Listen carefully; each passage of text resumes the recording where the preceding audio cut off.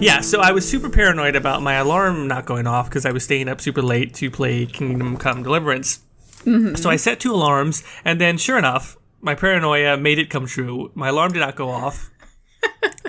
I woke up like just a little bit ago, and then I'm like, it's fine, I'll scramble, I still have time, I need to make coffee, because every time we do the podcast, I have a cup of coffee. Like, sometimes I don't even necessarily have breakfast, because I'll just eat like a banana while the coffee's brewing or something like that. That's fine, I just need coffee, I'll go.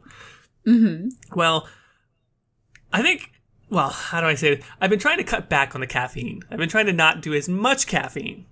Or just drink breakfast tea or something like that. So I haven't made coffee in a little bit.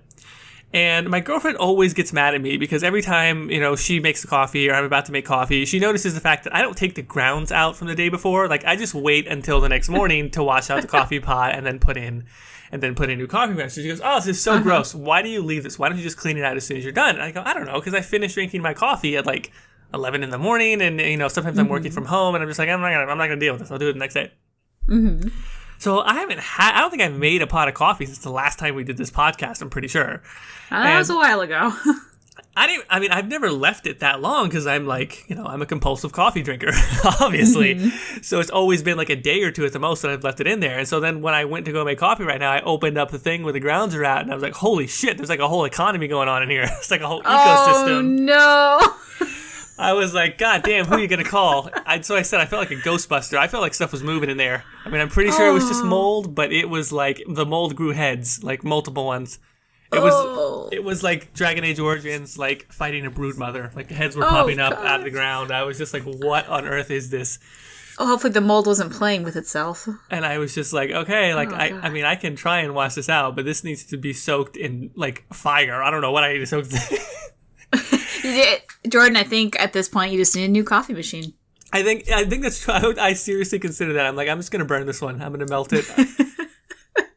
And yeah, that's the story. I agree with your girlfriend now. Maybe you should clean it out more often. Oh, I agree with her too, but I'm never gonna tell her about this.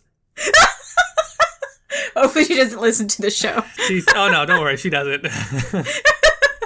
It's okay, my husband doesn't either. I'm like, babe, do you want to listen to the podcast? She's like, no. I was just like, she didn't even entertain it. She was just like, no, I don't want to listen to your silly video game show. Michael was at least nice about it. He's like, well, they're kind of long, and I don't have that much time.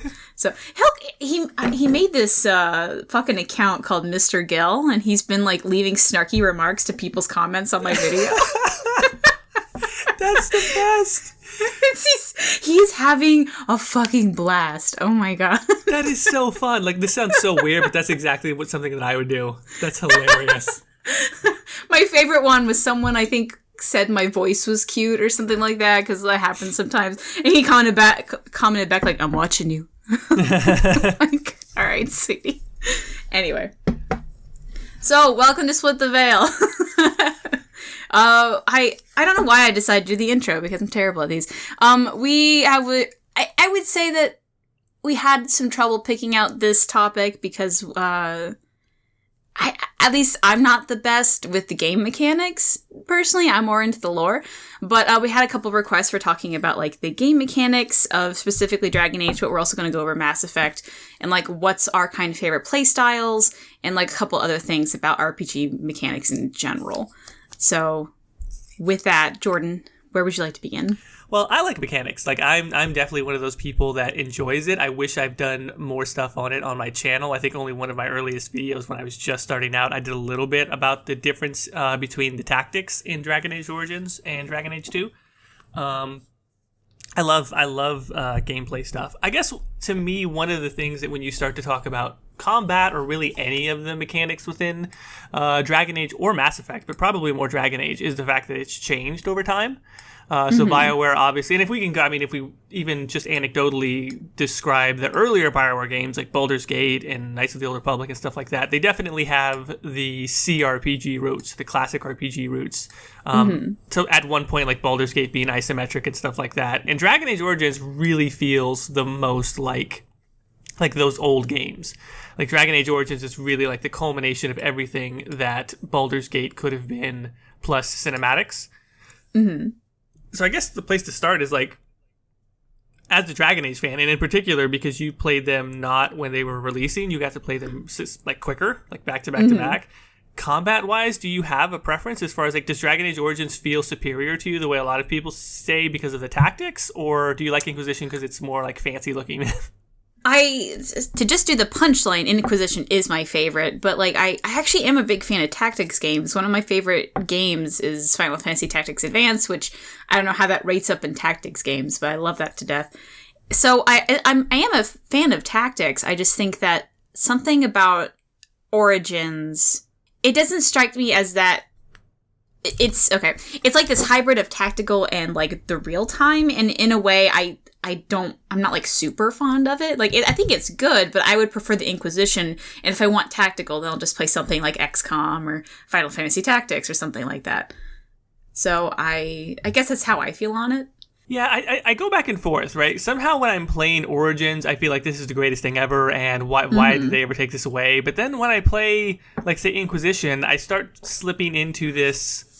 It's not so different that I feel like Dragon Age has lost the element of combat. Like, I think when you position your warrior, your tank character at a choke point, and you put your archer, at a high point, and you know that they have the perk where they do more damage from high ground, and then you put your mages behind. Like, it feels satisfying that you still feel strategic. Even though it's not as many options, I don't feel like they've lost the element of planning ahead, having your strategy match your team makeup, your stats, your gear, etc.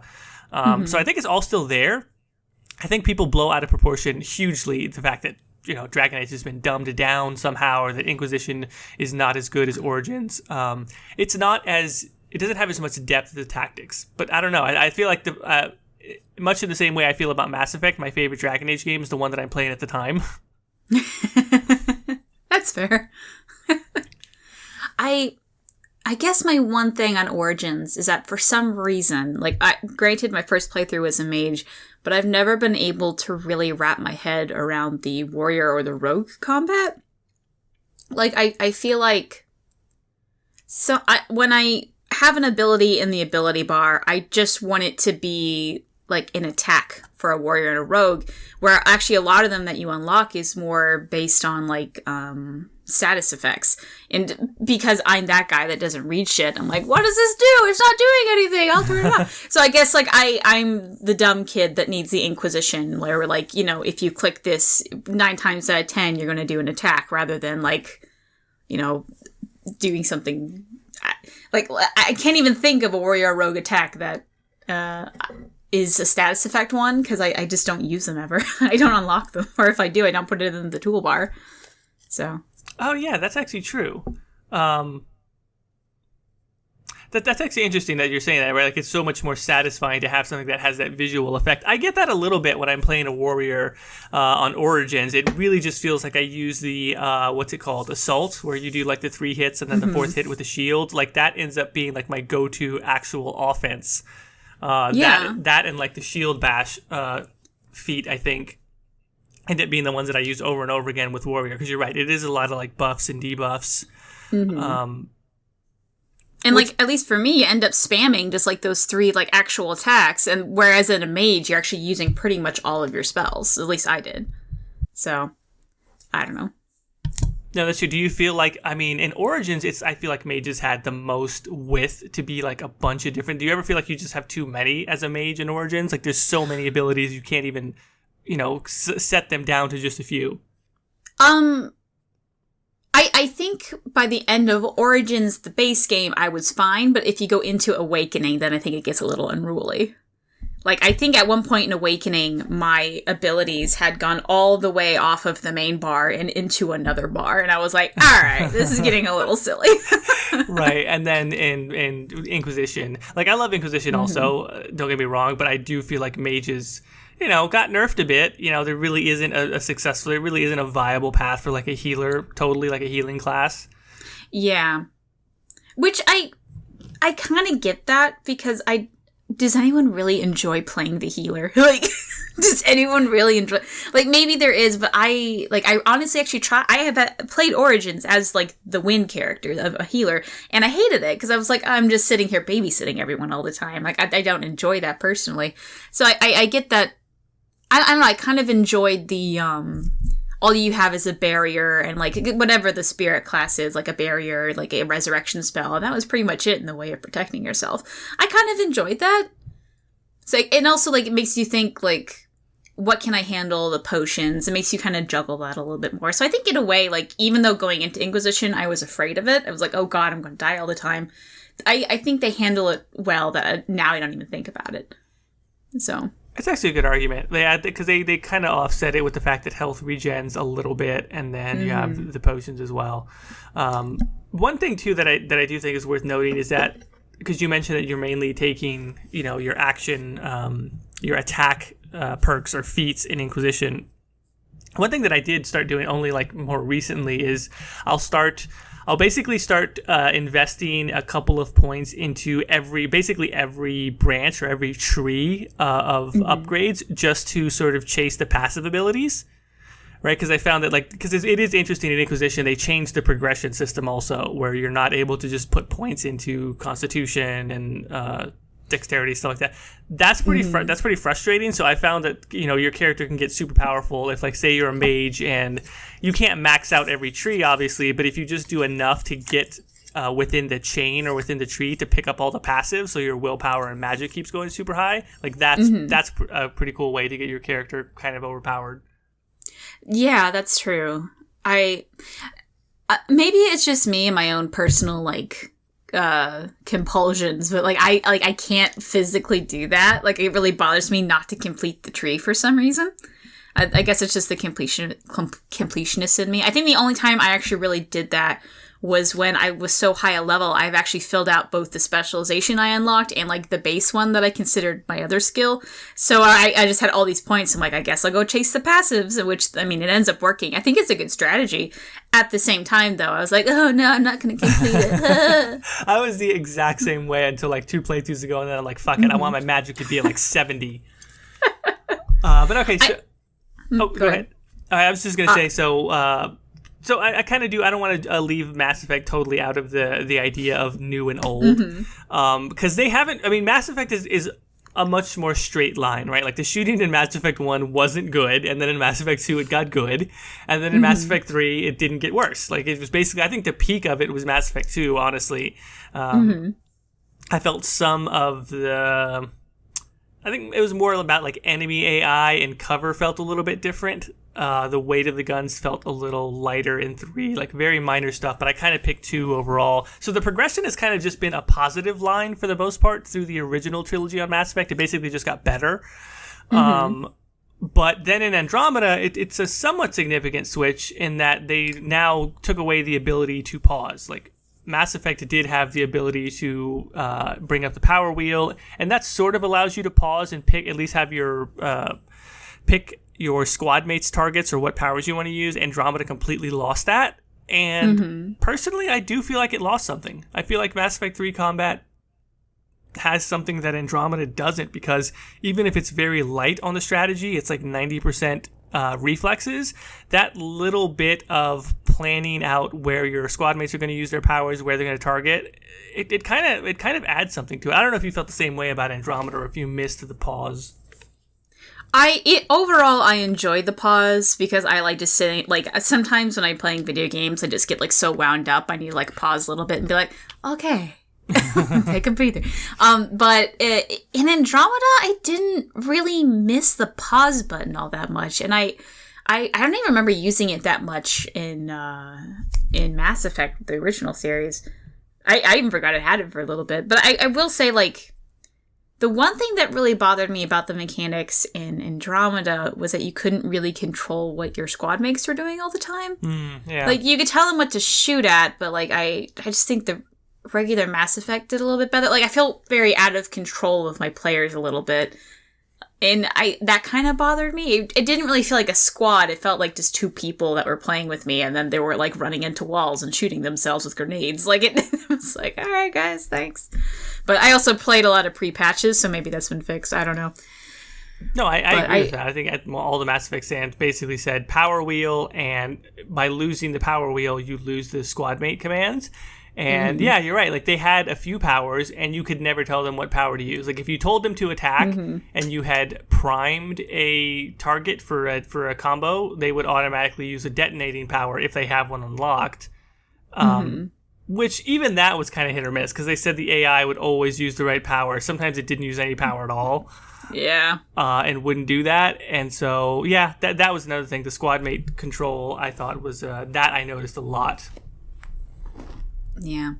But I think that even though I'm not super into shooters overall, because I'm very bad at them, I still had fun with Andromeda combat in a way. Like, I did feel like a lot of times that I was just on my own in some regards. Like, I probably wouldn't even notice if my squad mate just up and disappeared. But looking back, like, it has been a very long time since I played the original Mass Effect series, but the only thing I really remember is that 1 was very frustrating, and that 2 and 3 were indistinguishable to me. And I definitely, I don't know. I don't think I ever really used cover that much in Andromeda, now I'm thinking about it. Maybe I just played wrong. No, they botched the cover system. Like, they went not back to Mass Effect 1, but they took away the cover button. It's supposed to be automatic, and it never feels... Right. It never worked. To me, cover has to snap. Like, this is a Gears of War thing where I don't know what happened, but the first time, it's so over-exaggerated in Gears of War, like, all through those games, like, when you hear, like, that slap against concrete and your guy's in huge armor and it just feels, like, sticky, like, all of a sudden you're like, yes, that's what third-person cover should feel like. And Mass Effect 2 had that snap, and Andromeda's sort of like, they kind of crouch down behind cover. And it's like, no, not as satisfying. I want them to slap onto cover. Yeah, at least with mine, like, granted, every time I play a game for the first time, I play, like, super casual, because I know I'm going to be terrible at it. But, like, for the most time, I didn't really use it all that often. Like, I couldn't get it to trigger that well. And, like, because I was playing on easy, it was just more satisfying to me to, like, walk up there, punch them in the face, and go on with my quest. So, this just in, guys, I'm bad at video games. No, I mean, like, casual has become a part of... There was that time where I'm like, oh, I'll never play on casual or easy. And then at some point, you're just like, I've played Mass Effect so many times. I just want the story again. That's it. I really... There's certain fights in both we both know, like in Dragon Age, there's certain fights where, like, even on easy mode, you're like, this is easy mode and it's ridiculous. Like, that Broodmother fight is a piece of shit in Dragon Age Origins. I don't care what difficulty level you're on. In Inquisition, that the Guardian fucks me up every time. Like, in the Descent, fucks me up every time. No, that's right. Doesn't matter. It's awful. Mass Effect has the same thing. The Krogan on Therum, when you're trying to save Liara, that Krogan fight is always hard. And so sometimes you're just like, I don't want to die 15 times. I've seen this story a bunch. I just want to see it again. So you just put it on easy. You put it on casual. I just don't got the time. Like, I don't... I'm already playing the same game 100 times. I don't need to... I hear you. Okay, so what about classes? I guess we should probably start with Dragon Age. I think you already said, right, you lean heavily mage. Mage for life. What is it? Mage fights for mage rights, or some shitty thing that people say sometimes. Some kind of meme. Some meme. Something fandom. What do you lean towards? I think I mentioned before, I do lean towards warrior. I do tend to like sword and board a lot, at least more recently, but I feel like if I examined all of my DA playthroughs, it's probably pretty even. Except for, of course, Dragon Age 2. I have never... No, that's not true. I did one playthrough each of Warrior and Rogue. That's it. Did you play the different, like, they got bows and arrows versus dual dagger versus one-handed, two-handed for Warrior? For 2? Yeah. I don't think I think I just did, like, two-handed. Was what felt fun to me in DA2. So for me, DA2 is the only exception because I'm like, no, Hawk is a mage. Like, Hawk is a mage, so I just have to play Dragon Age 2 with Hawk as a mage no matter what. And everything, if I just look at Origins and Inquisition now, I'd probably say all my playthroughs, it's probably pretty even, except maybe a little less on Rogue, because I didn't find the Rogue to be that interesting on Origins. I kind of feel like you should just be a warrior or a mage. Yeah, Rogue... I think Rogue can be the most powerful, but, like, as much as I really like bows in Origin is just completely worthless. And boring to look at, too. Yeah, it's like standing in one place and putting ba-ding, ba-ding, and that's it. That's all they do. So, yeah. One thing that really bothers me about the bows is that, like, they want you to use them, I feel like, because there's this one quest in the Brazilian forest where, like, your main character has to use a bow to just proceed the quest. And it's something stupid. It's like a minor quest that I never do anymore. Mm-hmm. But, like, me playing the mage, I'm like, girl, I don't even have a bow in my inventory because I sold it all. What am I supposed to... I have to go out and buy a bow from the Dalish, come back, and go... I don't know. I was really annoyed with that. Yeah, when you're on your 5th playthrough or more, that's when console commands come out. Actually, I don't even know. I just don't even do that quest. It ain't worth it. So, I mean, I kind of mentioned this already, but, like, I don't know if you feel that when you're thinking about how you want to role play the character, like Hawk to me, like from my role play standpoint, it just gets so much better when you're a mage. You can make different arguments and origins because of the actual origin stories. I think that's one of the most unique things about it, is that makes you want to play certain classes more. Inquisition, I kind of feel like as well, it's a little bit better if you're a mage. I can see Inquisition as other, what's the word I'm looking for? Classes, other classes. Like, I don't think it's necessarily mage only. I will say Dragon Age 2 kind of, like, leans you into the mage a little bit more. Oh, yeah. But, especially since all of the promotional material for Hawk is always, like, Hawk is a mage, Hawk is a mage, Hawk is a mage, Hawk is a mage. So, I think it's definitely what they were aiming for. But... I don't know. I also don't mind playing it as the other two because I think something that it rewards you with is Bethany. Because, like, as much as, like, Carver's all right, he's a bit grumpy, where Bethany's a sweet little cinnamon roll you want to protect. So I think they at least did it well to have you, like, being, like, have sympathy for the mages because of your nice little sister. I think were it reversed and Carver was the mage and Bethany was, the non-mage, I wonder if, like, more people would actually go for non-mage because they all like Bethany anyway and they want to be a mage. So. Yeah, no, I miss Bethany. Like, I like Bethany, too. And, I have to watch her die every time because I'm just constantly playing as a mage. There is one mod that you can try to use, but it tends to break randomly, so all of a sudden Bethany will just sound like Carver. Like, it'll be Bethany, but she just all of a sudden has Carver's voice, and then you're just like, well, this is disturbing. That reminds... Okay, so this is really random, but I stream for my patrons sometimes, and I was actually just doing it the other day, and we were doing Wicked Ice, Wicked Hearts, and I'm doing a Solus romance. And I go over to Solus and ask him to dance. And then out comes, my little petite female elf, out comes the American male voice. The British male voice. He's like, would you like to dance? And I'm like, what? Happy accidents. Yeah, it was so, like, it was just so jarring. And, like, someone in the comments was like, oh, that's happened to me before. So I guess it's a glitch. I had no idea. So what more can you ask for on a live stream? I mean, that's like live stream gold. Yeah, I was down with it. It was just kind of, and like I could keep doing it. I asked him again. He's like, "Would you like to dance?" And I'm like, "Okay, I guess this is just happening." So anyway, but do you think class really? I mean, like I said, I know you said it's been a while, so I don't know. Does class really even matter in Mass Effect nearly as much as it does in Dragon Age? It doesn't seem like it. I didn't think so. Like, I played as engineer because I am really devoted to that stupid little, like, droid you get because I thought it was so cute. I loved him. So I always went straight to engineer just for that. And then my husband, I think, did some hunter or whatever. And we were comparing and contrasting our experiences. We basically had the same experience. Like, I think the only difference might be biotics. But, like, even then, like, especially in the original series, you just get Liara to do it or something. Mm-hmm. So I don't think it really matters that much, but then again, like, I've only played the one time. I can't, like, you, at least, having played more than once, probably with different classes, can at least compare and contrast it. So what do you think? Mass Effect 1 is the one that has the most, where class makes the most influence, because the power trees are a little bit more extensive, and your weapon loadouts, or your weapon training, rather, is pretty limited. I like the way they handled it in Mass Effect 1, actually, where classes have weapon trainings.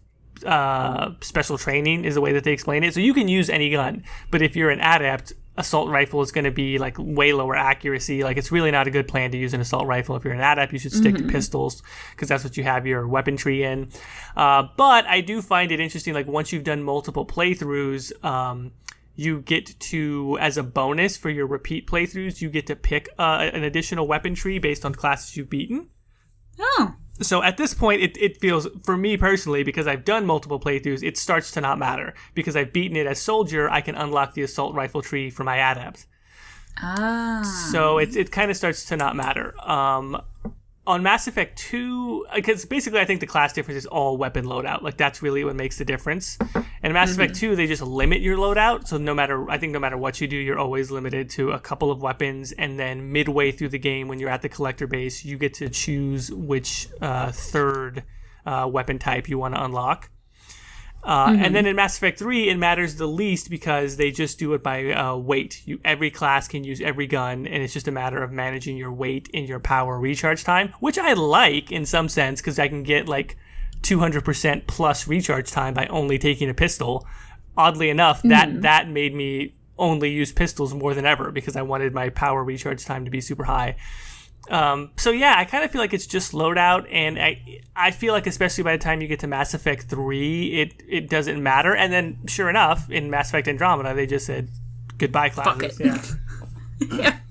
I will say that maybe one of my reasons I'm not as big as fans of shooters is because I just generally don't know that much about guns. So, like, I don't know the difference of, like, feel between... I mean, like, I do now because I've played Mass Effect and the shooters. But, like, starting out, like, I didn't know the difference between the feel of a shotgun or a pistol or a sniper. I didn't know anything about that. Whereas you go to, like, fantasy weapons, you just get the difference between a mage with a staff, a dude with a sword and a shield, and a dude with 2 little daggers. Like, those are very easy to understand, I think. So I think that shooters are better for people who are either into guns or at least have been playing video games for a while, because then you already know what the type of gun feel is. After playing Mass Effect 1 and kind of getting into the Mass Effect series, I realized that I really like the pistols because I like the quick and fast, like pew, pew, pew, pew, pew, pew, and like running everywhere. So I understood it then, but maybe like had I known that going in, I might have chosen a different class. I can't remember what the engineers give. I don't know if it's a pistol or not, but I don't know. I guess that's my one complaint about shooters. I don't know about guns. So yeah, we kind of already talked about the fact that Andromeda basically doesn't have a class. Do you think that, and see, this is something that I think about a lot as well, because Dragon Age has been very, very traditional in their main 3 classes, and you do unlock your specializations later on, which adds a little bit of depth. Do you think Dragon Age could ever step away from classes in a similar way to Andromeda, maybe go classless in that you can pick from whatever tree, or in a different way? Like, do you think they could ever do like cross-class or like subclasses, or create a class the way that Skyrim and the Elder Scrolls series handles it? I think given what they want to do, they'd be able to do it. I think from a lore perspective, that would make every play character a mage except for dwarves, which I think then you're like, well, I can't play a dwarf because I don't have the full tree. I think there's some sticky things there, but like they might be able to go around it. I don't know. They're making their own games. As long as they have some reasonable explanation, we'd be able to eat it and be fine. I think the better question is, should they? Because we've all played Skyrim. We've all become stealth archers. Like, it's... Every time. I don't even want to be a stealth archer. And I'm getting my ass kicked when I try and go fight these people up front. You know what? I'm halfway through the game. My archery skill is at like 2. I'm just gonna convert. And you know what? 4 hours later, I'm a badass stealth archer again. And I'm like, God damn. All the time. Like, even, like, I went, my major thing, I love summons because they can go and fight for me while I do the loot. So I would, like, summon the fire Atronach, whatever it's called, and have another companion go off and follow her and do whatever. But then there'd be times where it's only one guy, and like using all of my mana for the summon wouldn't be useful. So I'm like, well, what do I do? Well, in the summon tree, you got fucking summon the bow. So I was like, I'll just summon the bow, and now I'm the stealth archer. So it's like, no matter what I do. I remember having almost the exact same thing. Like, all right, this is going to be my straight mage play. But the first time I ever did a straight mage, and then I find out, even as a mage, you can just create a magic bow. And I'm like, oh, you son of a bitch. Come on, man. So I guess, like, my problem with Skyrim is that no matter what you fucking do, it always comes back to Stealth Archer, and I feel like maybe they'd be able to balance it a little bit better in Dragon Age, but, like, I'm sure given enough time in Andromeda, you're always going to pick the same powers no matter what class you choose. So wouldn't they do the same thing for Dragon Age? I guess that's my major problem with it. Yeah, I think it requires some more, careful planning. Like you said, if they devoted bunches of resources to it, maybe they could come up with something creative, but I do kind of notice that a little bit in Andromeda. I do tend to want to just keep taking the biotic powers, even though some of the tech stuff seems cool. I don't know. I guess I just like the immersion factor of stuff like Skyrim, or I mentioned I've been playing and loving Kingdom Come Deliverance. The idea of like doing things to level up individual skills. I felt really disconnected from being able to upgrade my character's attributes in Inquisition. Like my strategy is to chase the passive powers, like I said, but that just feels so. It just feels so out of the way, and I'm like, I love the systems in RPGs where you get better at individual skills because you're actually doing them. You know, you're an archer, so you become better at archery, one-handed, shield, whatever. I would love it if Dragon Age kind of got us back to attributes mattering, especially in just like that character progression standpoint. And so I don't know if currently the classes allow for that. I would just like for them to do something outside of the box. I mean, if they don't and it's just exactly like it is in Inquisition, I'm not going to care. Like, I'm there for the story and I'll just figure out the progression part of it. But it would be nice to see them do something kind of drastically or somewhat different.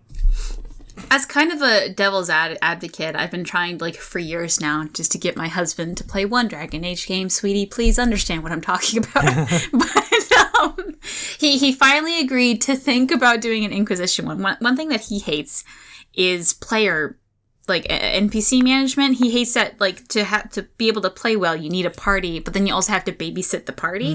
That really annoys him. He just wants to kind of, like, maybe not even equip them, but just kind of like let them do their own thing. He hates having to choose the attributes and all the armor and whatever. So I think Inquisition would be a little bit better for him because you don't have to choose the attributes. Like, there's even an auto level up button that you can pick. And for the most part, like, if you just, like, after every major event just change their armor, they'd be fine. It doesn't matter. They're pretty, like, on their own. They're pretty good.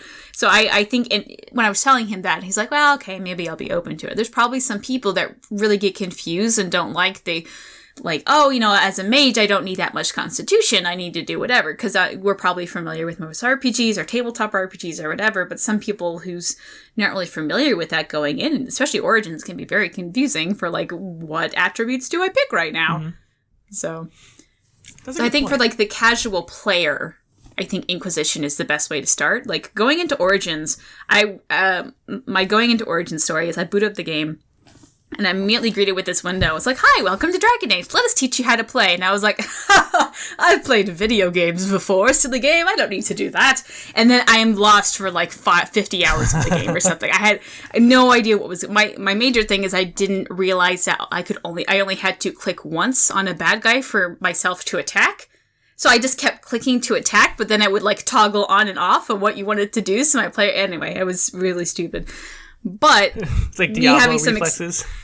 Yeah, I guess it was very bad. But, like, me having some experience with video games and then having that happen to me, I can easily see someone who has no idea what's going on looking at Origins and being like, "Oh my god, what the fuck is happening?" No, that's really true. I mean, that actually, you raise a really good point, right? Like, Inquisition.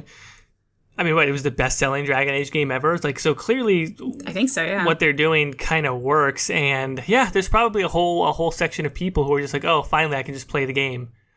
Your husband probably loved Andromeda then, right? Like going from Mass Effect 1, where you had to manage the horrible inventory.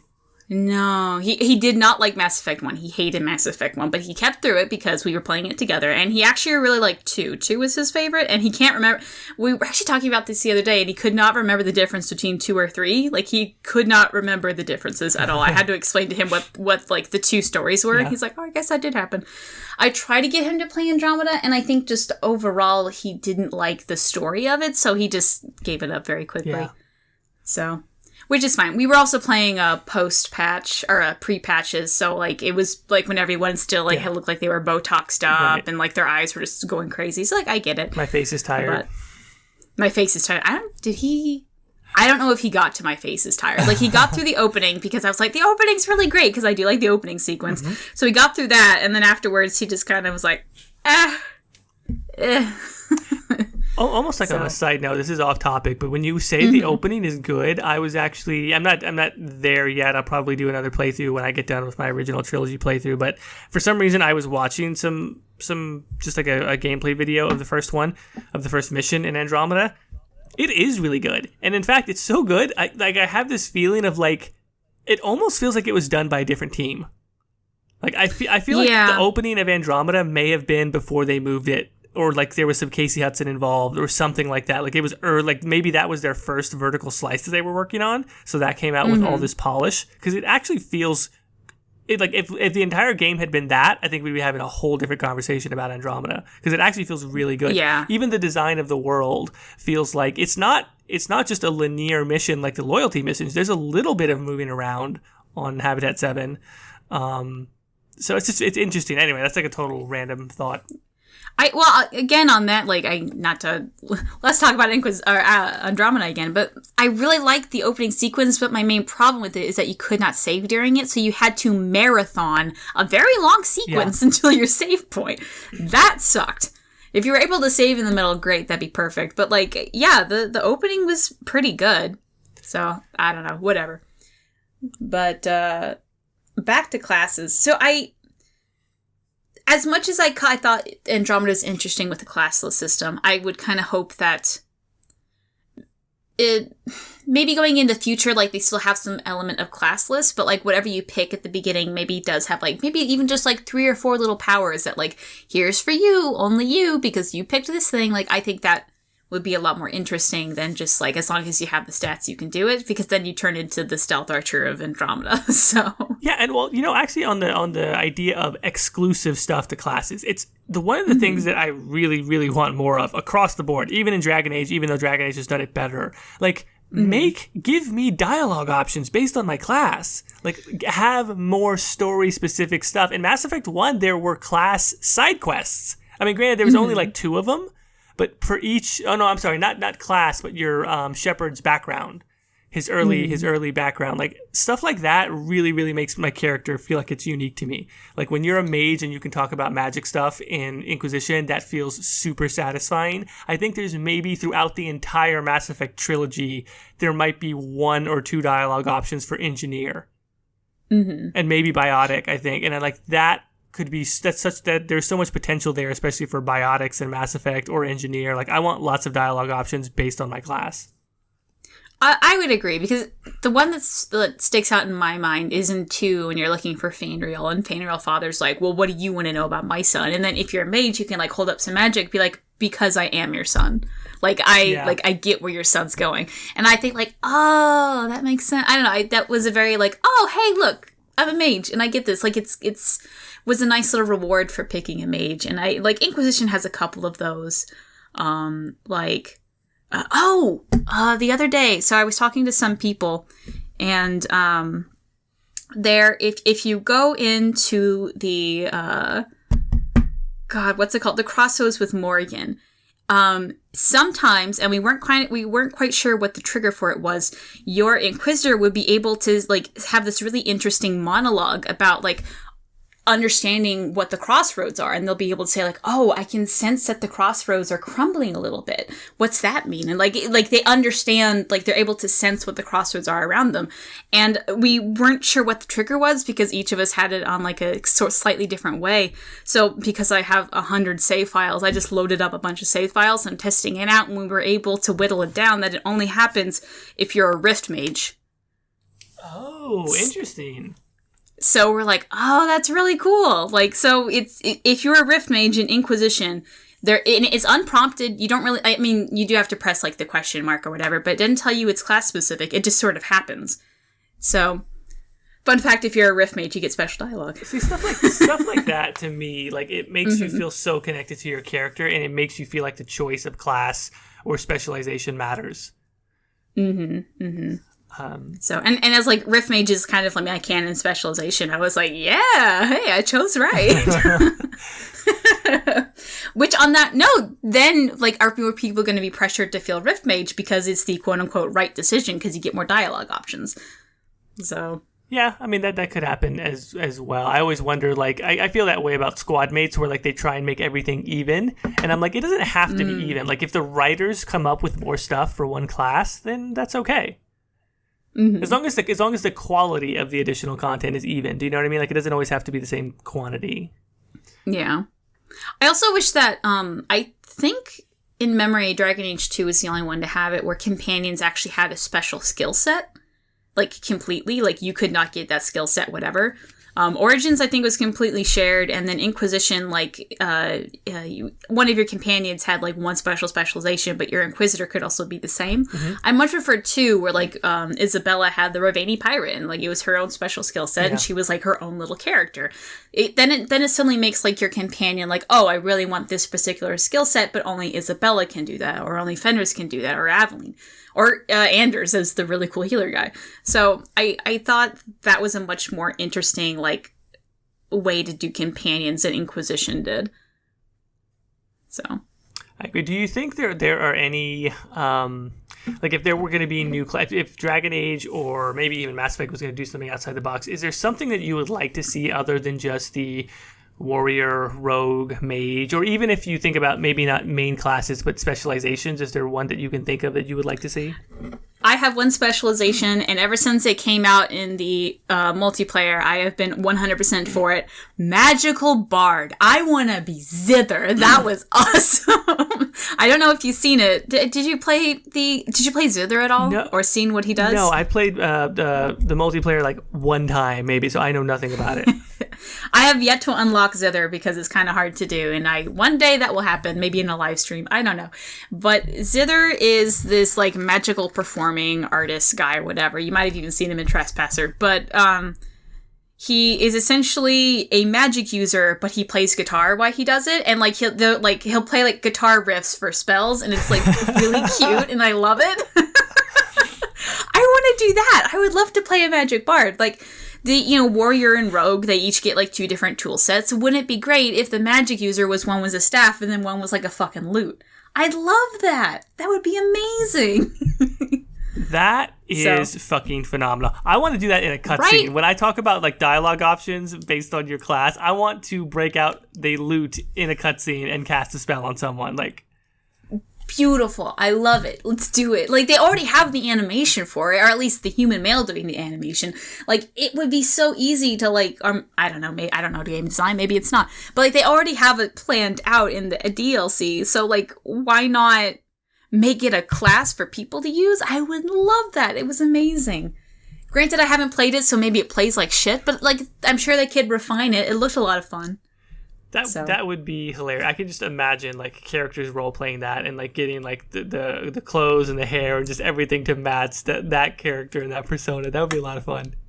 It was so great. Yeah, that's my specialization wannabe. I also really liked the Ranger in Origins, so I would like to see that return where you kind of, like, summon a bear. And, like, you don't necessarily have to be, like, I summon a bear, because it's like, holy shit, there's a bear in the middle of, how did you tame a bear? But, like, maybe just, like, a dog trainer type of thing. Like, where the Mabari is, like, a part of your class and is a part of your weapon. And, like, that, I think that would be kind of it would be a lot like Engineer in Mass Effect, but like, instead of it's a dog. Because we all want the Mabari to come back. Why not make that the class? Right. So. As far as specializations, oh man, I just had one and now I've totally forgotten it. But I was gonna say, as far as like mainstay classes, because I don't even know if this works as a specialization. I think you might have to break it out into its own main class. I would love to do something that is specifically like a stealth mage. Like, I know we talked about, like, well, we don't want to just turn it into like stealth archer thing in Skyrim, but I kind of feel like it would be interesting if you had something that it was basically like magic that allowed you to elude people, trick people, like affect their minds, be invisible for short periods of time, maybe like short teleportation, things like that. But you don't just resort to using melee. Like, you maybe have like somewhat weaker offensive spells. And so it's neither mage nor rogue precisely. I don't know. I would like to see how they would play with something like that. But I imagine from a level design standpoint, that might break things, because then you would have to find a way to design it where it's still challenging with that and all the other classes. Yeah, they, at least for Inquisition, they did this really interesting thing where they have like one or two staves that are not really staves, they're actually like two-handed swords, but that act like magic staffs. Like the Blade of Tridian, I can't remember the name. But so maybe like it kind of starts out that way, but instead of one thing, it's two little daggers or a spectral bow. I don't fucking know. And then like you slowly like kind of unlock the you can't do teleportation in Dragon Age, but like a fade step is what that would kind of be, where like you go up into the next one. And then yeah, like some invisibility, that makes no sense in rogues. You basically turn invisible and you're like, isn't that a magic power? I'm a little bit confused on this one. Yeah. So oh, that's actually interesting. When you mentioned the fade stuff, Wavebend, the modder who came up with the jetpack, like the flying jetpack from Mass Effect Andromeda, came out with. He just posted a video of a mod for Inquisition where your mage can sort of like fade. I saw that. Yeah, it's really cool looking, right? Yeah. Okay. For those that haven't seen the mod, it's the reasoning is go into the fade, and honestly, this is probably the most intense Inquisition mod I've seen. This is the most modded I've seen Inquisitions. It's essentially what happens is that you press a button, I don't remember what button it is, and the game will pause and the screen will turn green and you're able to walk around wherever you want and then go through enemies, and then you can unpause the game and it returns back to normal. I think that's an amazing mod, number one, because that looks really difficult, and then two, like a fun idea. So I think that, I don't know how the mod handles it, but that would have been a good, what's it called? Like special power where you use your focus. Like maybe instead of like raining down like fire and brimstone as a Rift Mage, you could have done that. Yeah, from a balance standpoint, it would be kind of ridiculous if you could do it all the time. Like that would be pretty overpowered. But yeah, when I saw it, I was like, holy crap, this is amazing. Wavebend is amazing within Frostbite as a modder. Like the Mass Effect, I did a review of it on my channel where I talked about the jetpack mod for Andromeda. That was incredible. He did a really good beta version of Mass Effect Andromeda first person, which eventually he couldn't get it to work totally. Oh, that's that guy? Yeah, same guy. He's a genius. Oh, okay. He's a genius with mods. Like, he's really cool. And so, I can only hope he keeps coming out with more stuff for Andromeda, and maybe make Andromeda, give you a reason to go back to Andromeda a little more. Well, I'd like to see what he comes up with next, because he has some really cool shit. Oh, and I remember. So for specialization in DA, all I wanted to say was, can we please just get Blood Mages back? Oh, it's not new, yeah, but I just want my Blood Mage back, okay? I want to be an evil Blood Mage. Yeah, and then also not the animation that they had in Dragon Age 2 where you fucking impale yourself. Yeah, okay, that would have been good as a one-time only, the destruction move in Pokemon where you do Pokemon explodes and it dies. It's alright. But which that would be an interesting power, being a Blood Mage move where you make the ultimate sacrifice and you'd obviously be revived afterwards, but you use all of your HP and essentially kill yourself on the battlefield to do massive amounts of damage. That would be an interesting move. But especially if you could use it with one of your or for one of your squad mates, and then you're done for them until the end of the fight, you have to revive them. Sort of sacrifice them. That'd be fun. I'm trying to think of other specializations that would be interesting. I'm also thinking of just Final Fantasy things I'd like to see. I can't think of anything major, and I'm sad now.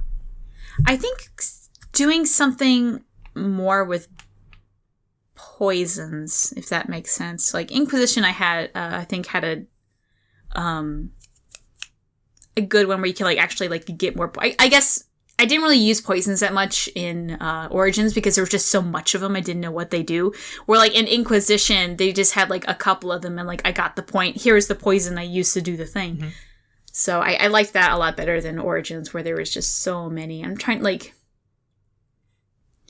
Sarah's class is what I'm just thinking of, because she used to just smash bottles on herself and that would do things. So maybe I'm just thinking of Sarah's subclass. Shape-shifting would be nice to come back to as well for mages.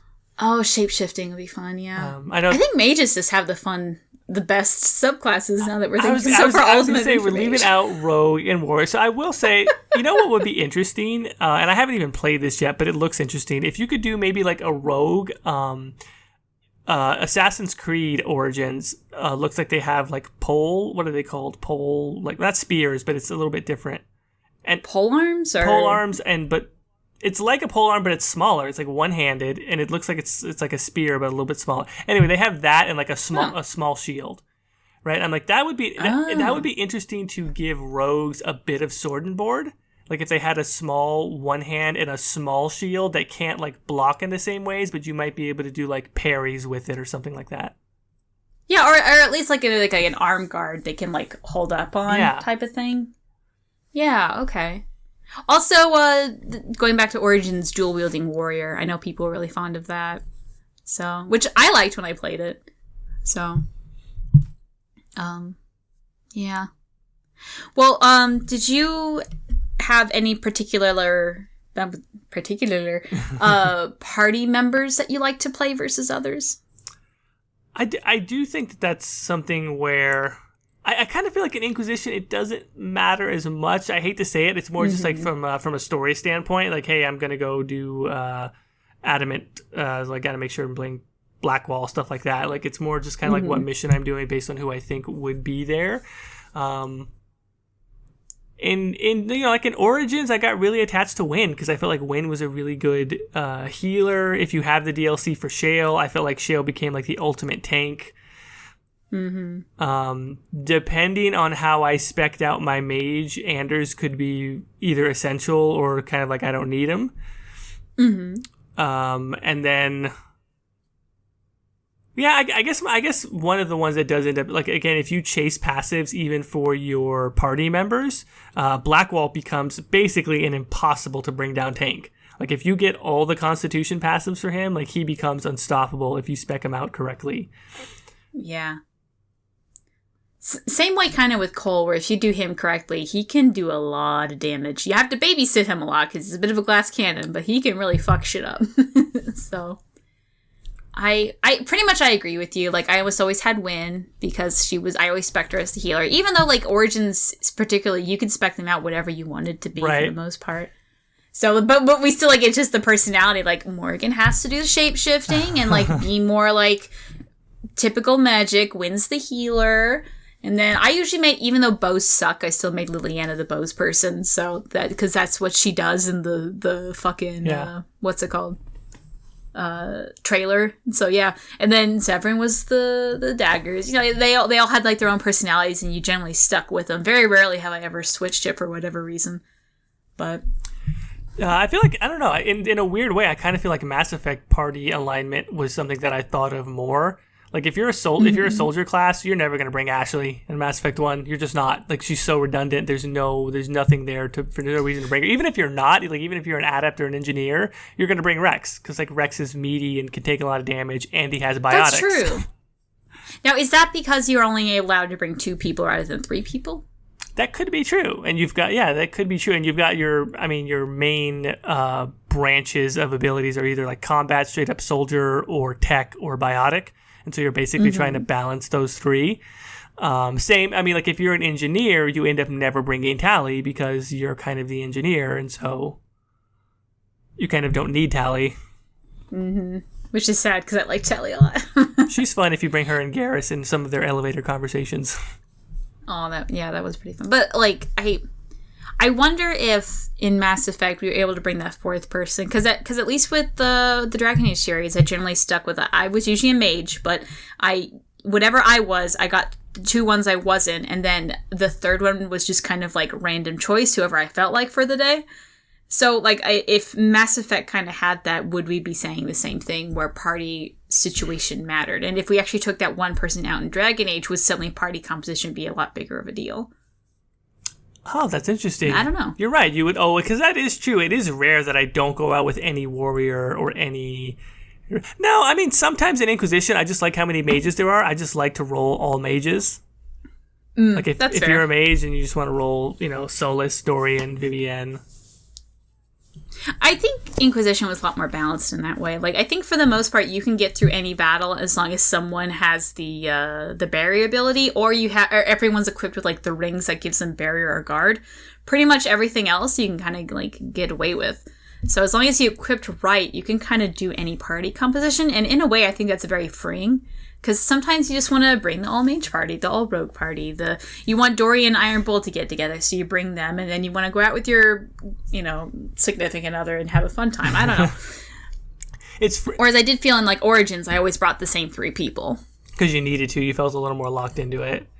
Yeah, a little bit. It is freeing, but at the same time, it is a little bit overpowered when you're a mage and then you get the really good fade-touched material that adds guard. Like, it's like a chance to add guard on hit or something like that, and you just end up with massive amounts of guard, and you're a mage and you're unstoppable. But at the same time, though, people do say Inquisition's a bit easier, so I guess it is a bit true. But, despite having that all unlocked, I still have trouble on the Descent DLC boss. There are some places where that's actually really needed. That's true. That's a good point. So, which I think that a good thing that Inquisition did is that, granted, it was very late. I think it was the last patch they did or whatever, they added trials, where, you can make it harder. And I think that's what the real... They also added sigils. Do you remember, do you ever use sigils? I was right about to mention, and your sigils are basically the same thing. I was right about to mention the, I don't even remember what the name of them are, but the major powerful upgrade mod item in Andromeda that is it's like a huge buff and a huge debuff. It's basically a huge benefit and then some weird drawback where you're you have 50% less health or some weird thing, and I'm well, I don't want that. I don't care how good the benefit is. That's what I'm thinking. I think there was one sigil, and I can't remember what it is, that the benefit was obvious. It was definitely better than the drawback, so most people did that one. Was it? It might have been the Nug one. I can't remember which one it was. But other than that, sigils, I just immediately get them and go, oh, free money, and sell it immediately because I do not want to deal with it. There's that. But I think it's good to be there for the people that really like that challenge. So. So kind of using that as a rough segue. What other thoughts about not just specifically content or combat, but are there any other mechanic ideas, whether it's character progression, crafting, customization, balance? Is there anything else mechanically or gameplay wise that you've always really wanted to see in Dragon Age, for instance, that you would like to see in the next game? That's a good question, and there's going to be a lot of silence you'll have to cut out here. Well, I do have one idea, because that's kind of what made me think of it when you said selling the sigils, is in both Dragon Age and Mass Effect, economy has never mattered. To me, they've never really had a good economy system. You always end up rich, which you end up rich in a lot of RPGs. It's kind of inevitable, but it never feels like a challenge. I pretty much always feel like I can buy whatever high-powered gear I want. And it would be interesting if they made that more challenging, and if you felt different regions had different buy and sell prices, and you could kind of try and work the market, so to speak, with some of your gear. It would be nice if with more, and you can unlock certain perks for vendors, they get more stuff, but it just doesn't feel like you need to sell gear or you need to acquire money. It always just feels like you have tons of it. And in Andromeda especially, I thought that was really annoying, because I'm just how is this perfect economy already set up, and this bunch of people just flew across space, and you don't even have to worry about it, it's just done. It's this is so weird. And am I rich? If I'm rich and there's all these people talking about they need a place to live, I'm can I I don't understand. This just felt really disconnected from the world. So economy, a much better economy system, would be something that I would like to see in both franchises, honestly. It's an interesting idea, and I think I overall agree with you. It's one of those things that I think the first playthrough I would have enjoyed it, but then after your 10th, you're all right, where's that money cheat? You're all right, I want the money. So that would be a good one for... I think that would be a good idea if you were also able to, maybe not necessarily turn it off, but there was definitely a way where you can unlock all that money. There was some way in the game that if you did everything right, you would be maybe there's an investment thing where you can play the stock market in the fucking game, which how boring is that, right? But where if you just invest your money correctly, you'd be able to get a lot of money in the game. So there are ways to get a lot of money in the game. You just really have to work harder for it. I'm sure mods, of course, would end up messing with it as well. Yeah, that's true. Although getting money in Inquisition, like modding money in, is kind of a pain in the ass right now. At least how I know how to do it. You have to fucking get up Cheat Engine, and Cheat Engine is kind of a pain in the ass, and it's just not worth it. It's a lot easier just to get the mods where you don't have to buy anything, to be honest. So, anyway, that's Caitie cheats at Inquisition. Thank you for your time. Oh, I can't think of any here's the thing, I can't think of any mechanics when I'm sure I have opinions on any ones that they come up with in the future. Like, I had problems with the power system in Inquisition because I think, like, you have a lot of power, and about mid-game, if you do everything, you have, like, 300 power. You're like, what the fuck do I do with this? So I think that need to be changed, but, like, that's not going to be in the next game, so, like, why give an opinion on it? So... the war table. Do we want to see more war table stuff come back? Because Andromeda was starting to have something similar. Did you see Patrick Weeks had like a little bit of a rant about the war table? No. It was as of recording this, it was a couple days ago. I think I retweeted it, so check out my Twitter in feed. Is probably going to be way down there. But he essentially was saying, like, look, we understand the war table could have been done better, but you also have to know, like, these couple things that, you know, were happening in the background. So for a lot of them, like, I think actually Mary Kirby said this. She's like, things we didn't know when writing war table missions, if they'd even get in the game. They didn't know how much time would be in between playing like one mission to the next. So that's why some of them are like these really intricate puzzles that you have to remember. They didn't know what the prizes were going to be. They didn't know. There was one other important one that they didn't know. But like they really didn't know how the war table was going to work. They were just given like, there's going to be missions. They didn't know they were going to be all text. Write them. So they wrote them, and that's kind of what we see. And they just implemented in the game, and like it kind of came out kind of clunky because the writers didn't know what they were going to be used for the most part. So it was kind of, that's why the war table didn't work as well. And both all the writers that at least chimed into this little segment were like, listen, we know it could have been done better. We would have done better, but like there were just some issues, and like, hey, that's what happens. And in the future, we're definitely going to work towards fixing that. And I thought that was a really interesting little tidbit. That is really interesting. I mean, it kind of sucks that that's how the writers were handled in that situation. That kind of seems like something Bioware would be better at by this point, but it does happen in game development. That's interesting. It might have even been something that they were like, well, we don't know if we're actually going to do the war table, so just write them and we'll come back to it. And then like they came back to it, was like, maybe we will do it, and they just used all the writing for it anyway, and so it was kind of like a up in the air type of thing.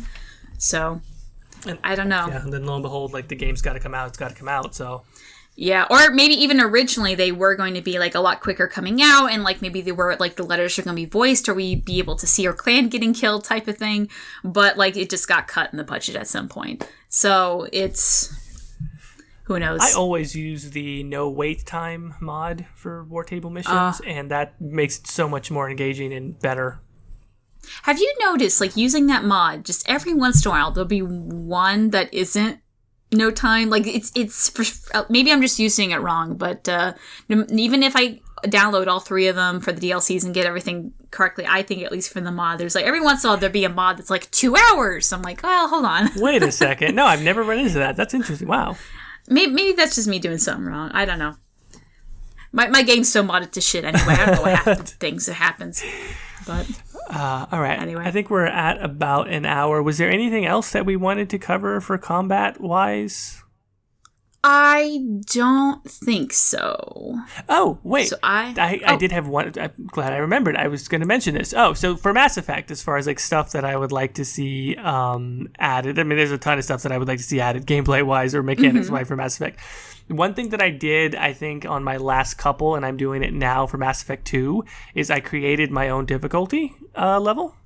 So through editing one of the ini files, one of the configuration files, I basically merged casual and insanity. Because one of the problems that I have with the hardest difficulty on basically any game, like I have this gripe with all my major games. They're too easy on normal. And they're trying to go for this ridiculous Dark Souls, like we are going to put you through hell on the hard, and it's in a ridiculous way. So bullet sponge. Like, I don't like enemies to be bullet sponges. That's not difficult. I don't like to just sit there and just pour powers and powers and powers onto them and bullets and bullets. That's not engaging. It's not fun. I also don't like to be overpowered, and I feel like on the normal setting, a lot of games can be too easy and then kind of too hard on one or two fights. So what I did with Mass Effect 2 is I basically took the vulnerability for you and your party members of Insanity, and I mixed it with the vulnerability of the enemies in Casual. So you can basically kind of go into the configuration file and like take all of the like the health multipliers and the damage multipliers. You're as weak as you are on Insanity, but as powerful offensively as you are on Casual. So it's interesting. It's highly offensive. Like enemies die quickly, you die quickly. So what I found is it requires a lot more use of cover, and you're actually trying to flank more often. You can take out enemies quickly, but you still have to be afraid of them because you're very, very squishy, and your squad mates are very, very squishy. That would be a really interesting, like, kind of like Trials where you can toggle it on and off, but, like, it's that where you just, in the options, just toggle the things on and off. Yeah, and then what else did I took off health regeneration on Mass Effect 2, which kind of gets buggy because at the start of some missions, what it does is it resets your health, and so sometimes your health won't regenerate at all. But then I upped the max metagel that you can do. And once you unlock the upgrade for Metagel in Mass Effect 2, you basically it becomes almost like the potions in Inquisition. Instead of regenerating health, you always have to use a Metagel. So you have to manage your Metagel. And then I took off the individual power cooldown for Mass Effect 2, which a lot of people hated, which allows you to use more powers. But then I also reduced the recharge time of enemies so they use way more. I did a bunch of different little tweaks. And I'll try and see if I can upload it somewhere because people have asked me about it because I always talk about the fact that I made my own difficulty level on Mass Effect. I'm very proud of that. And on Mass Effect 3, it's way harder to edit those files. I still haven't figured out a way to mod Mass Effect 3 to do the same thing, but I'm going to work on it. Well, maybe you should upload it to Google Drive or something, or actually the Nexus would be better. So, but yeah, dude, upload difficulty levels I would like to see across the board in all games, but that issue specifically, like, don't make bullet sponges and say, oh, this is the hardest difficulty. The enemies just take forever to kill. I would agree for that. Then I might actually play on harder difficulties. Like, I played Inquisition on hard and all that stuff, but, like, it's just, like, at this point, it's... Yeah. I don't know. Well, with that, is there anything else you'd like to add? I think we're good. People can find me on YouTube under the Exalted March. And where else now? Oh, that's right. And on Twitter at the Exalted March. And then I'm Ghildirthalen on YouTube and on Twitter. So I think with that, guys, Duress Sherall.